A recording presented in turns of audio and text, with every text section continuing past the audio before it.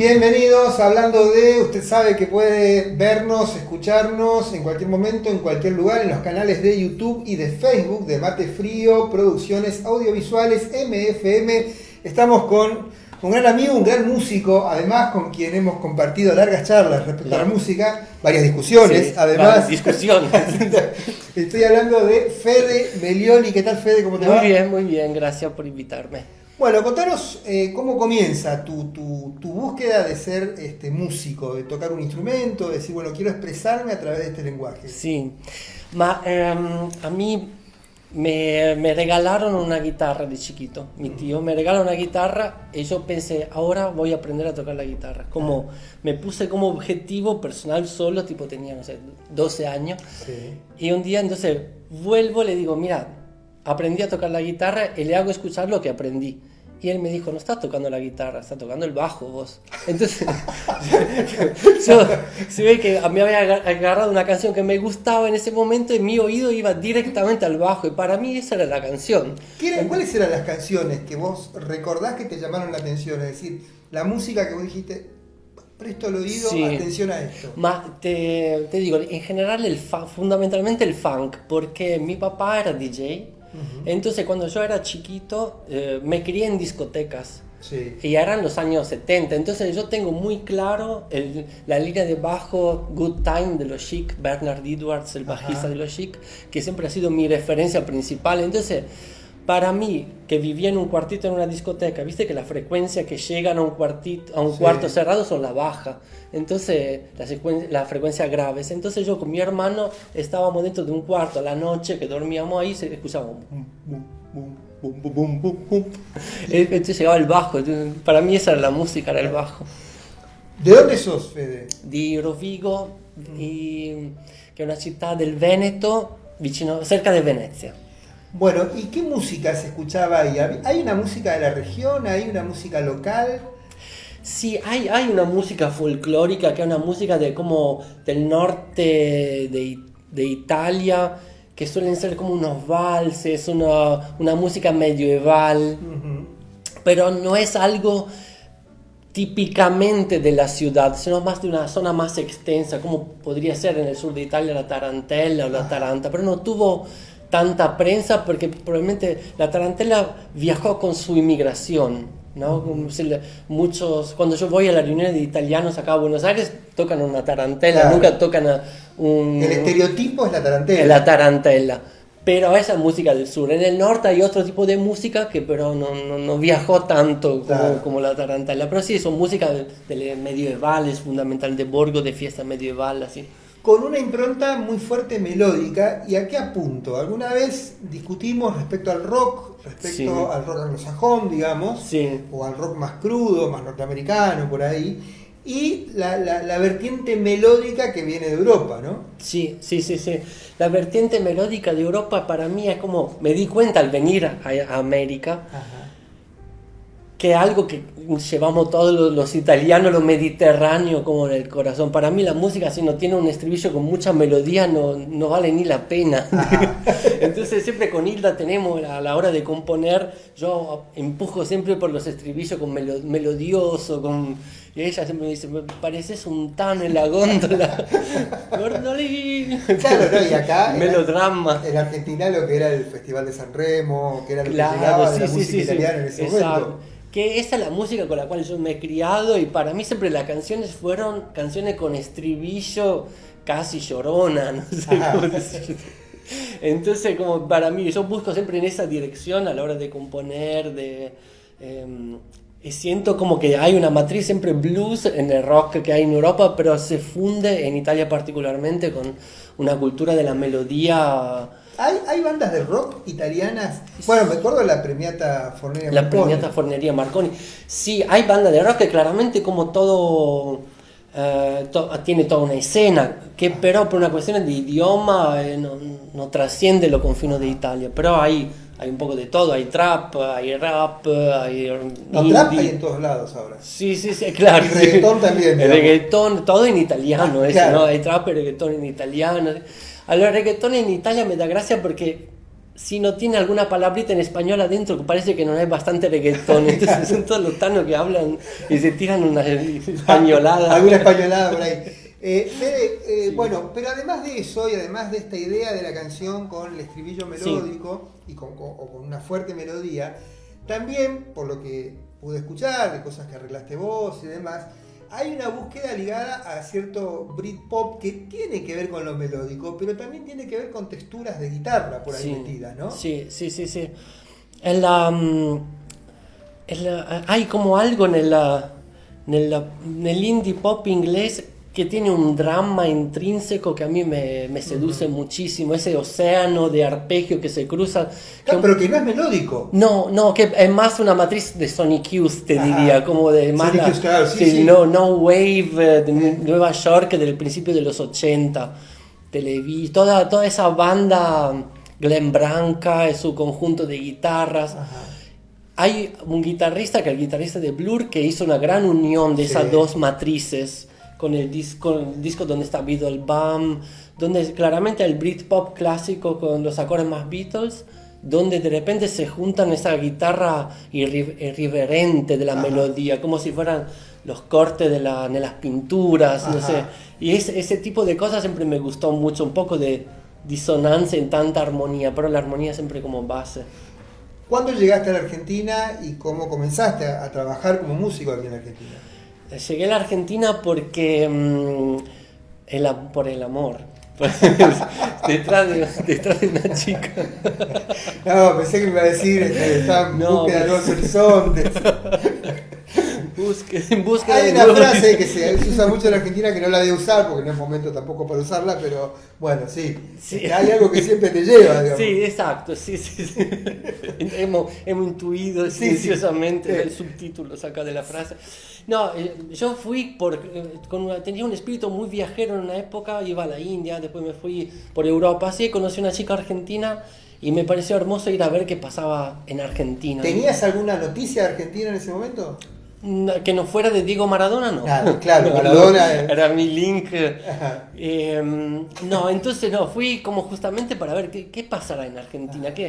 Cuando llegué acá, además de mantener una relación fuerte con esta chica, que es la mamá de mi hijo, conocí a músicos y a través de ello conocí a Kai Gutiérrez, que siempre tocó con Fabi Cantilo y actual tecladista de Fabi.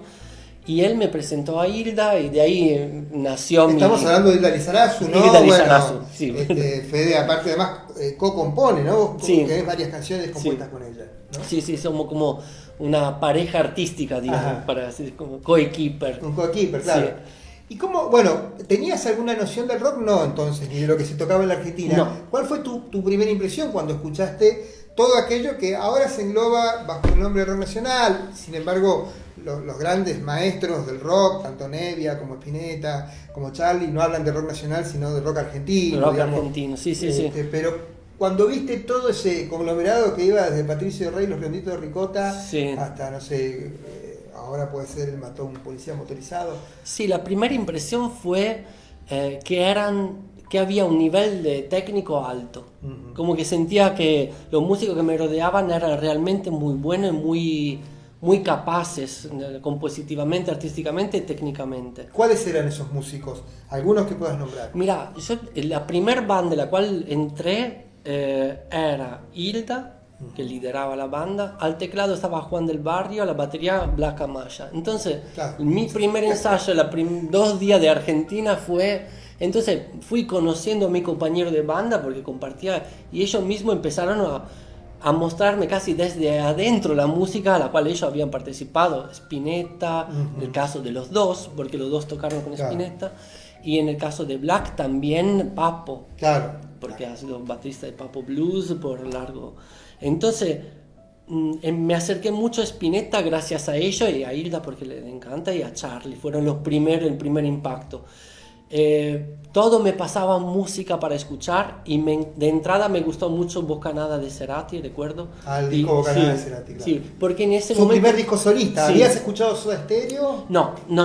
Fue como lo primero que empecé a escuchar fue eso, Spinetta, un poco de Cerati, de Charlie, Bocanada de Cerati. Y Nada, me parece... Bocanada, discúlpame, que es un disco construido en función de muchos samplers, muchas... Sí, me gustaba igual que escuchar algo moderno. Ajá. O algo actual en ese momento. Recuerdo que recién salía el disco Infame de Babasónico, Sí, que claro. también me gustó. O sea, sentía que había una gran historia para descubrir y un gran presente para desarrollar. Sentí que era un lindo momento era el 2004 cuando llegué. Y después de esto, ahora ya con el tiempo que pasó, ¿te encontrás empatía con esta producción del rock argentino? Sí. Claramente es parte ya de mi ADN musical. Claro. Porque gracias a Hilda tuve que enfrentar y rearreglar, redibujar varios temas de rock nacional que hacen parte de la discografía de Hilda o de los shows que... Ahora, hay algo que a mí fue una gran ventaja, que no me crié afectivamente con rock nacional. Claro. No le tengo un respeto afectivo. Entonces, siento que no... Eso te da libertad. Sí, no le fallo a nadie si cambio el arreglo de la canción, o no le tengo miedo a eso. Cosa que me di cuenta que muchos de mis compañeros sí son temerosos a la hora de tocar un arreglo distinto, y a mí no le tengo miedo ni a sus autores ni a... ¿Y vos por qué pensás que existe ese temor, digamos? A ver, yo tengo una teoría, que es que el rock se crió hecho por tipos que hicieron todo. Entonces, era muy difícil hace unos años atrás que un músico del rock argentino hiciera versiones de otro músico. Sí, también, sí. Además que hay como monumentos que generan tanto respeto que casi solo el acercarse genera cierto temor, por lo que han representado no solo musicalmente sino culturalmente, porque personas como Charlie, como Spinetta son algo más que buenos autores, o como Nebbia. Hicieron algo más para la Argentina. Entonces, como ir a meterse con ellos para alguien que se crió con esto implica como romper muchas reglas. Para mí no tantas reglas. Claro. Y esto de alguna manera para mí fue una ventaja. Probablemente me pasaría si fueran italianos. A los artistas italianos le tendrían más temor. Más temor, sí. Bueno, vos tocás el bajo, pero además estás tocando toda otra serie de instrumentos. Sí, ¿no? ahora la ventaja de tocar con Hilda es la siguiente. Me pone constantemente ella afuera de mi zona de confort. Siempre.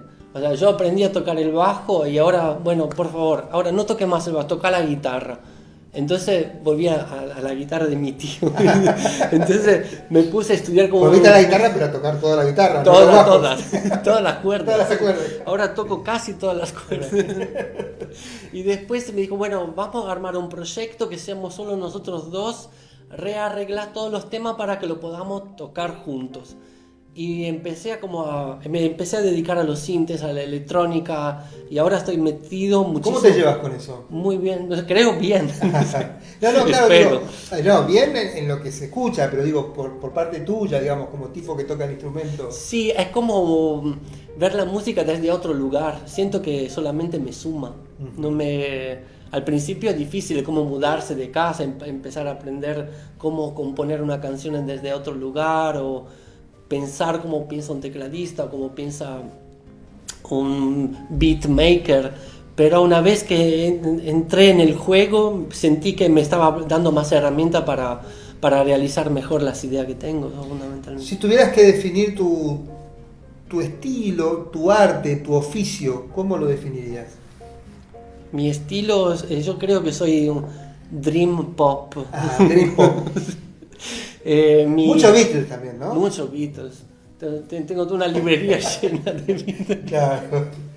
Beatles el calcio, por lo que... Sí, Beatles, Juventus.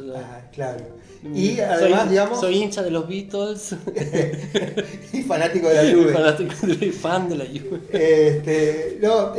Me refería a cómo definirías tu oficio, digamos. Sí, yo creo que fundamentalmente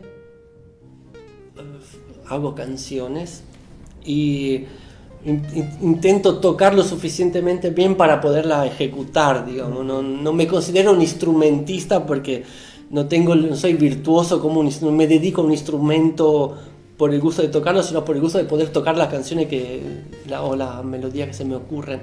Y Eso fundamentalmente. Y de paso arreglo, entonces produzco. Claro. Con Hilda me da mucho lugar en ese sentido, así que pude también desarrollar una beta de productor que igual es muy interesante, pero a mí me gusta componer y tocar. Claro. Por último, ¿qué significan las canciones para vos? Todas las canciones, las que escuchás, las que componés, Sí. las que ejecutás. Es como si en las canciones se pudieran decir cosas que no logro decir normalmente. O sea, la cosa que tengo ganas de decir, tengo la sensación de lograr hacerlo con una más profundidad. Y lo mismo me pasa con las canciones de los demás, que me logran tocarme, decirme cosas que si me lo hubieran dicho a palabras no me hubiese llegado tan profundo como con una canción. Y eso para mí es el objetivo de la canción. Llegar. Fede, muchas gracias. No, gracias a vos. Estábamos con Fede Melioli aquí en Hablando de...